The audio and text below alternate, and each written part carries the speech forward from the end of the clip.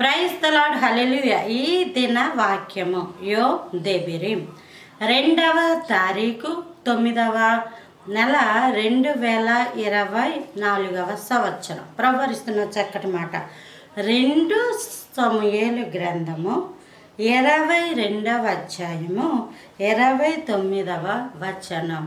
యెహోవా, నీవు నాకు దీపమై ఉన్నావు. యెహోవా చీకటిని నాకు వెలుగుగా చేయును. దేవుడే ఒక వ్యక్తికి దీపమై ఉన్నాడు. నరుని ఆత్మ యెహోవా పెట్టిన దీపము. ఆ దీపాన్ని వాక్యమైన వెలుగుతో వెలిగించుకోవాలి.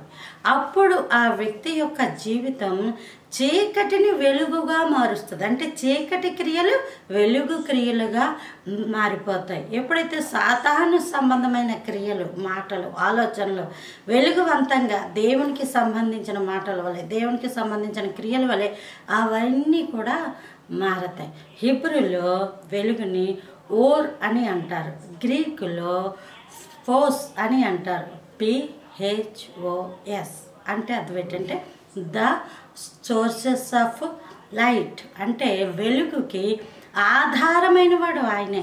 ఈరోజు నీ జీవితానికి ఆధారము నీ చదువు, నీ ఉద్యోగమో, లేకపోతే ఏదో కాదు. దేవుడే నీకు ఆధారము.